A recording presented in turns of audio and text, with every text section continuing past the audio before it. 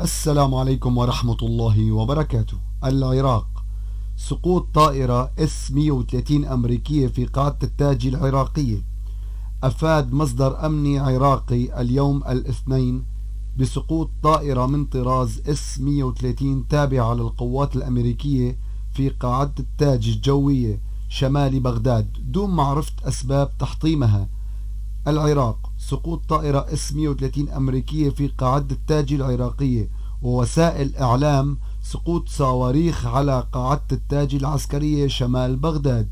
وقال المصدر RT أن الطائرة تابعة لقوات التحالف الدولي للشرعي ضد داعش في العراق، وإنها من ضمن السرب الموجود في قاعدة التاج الجوية شمال العاصمة بغداد.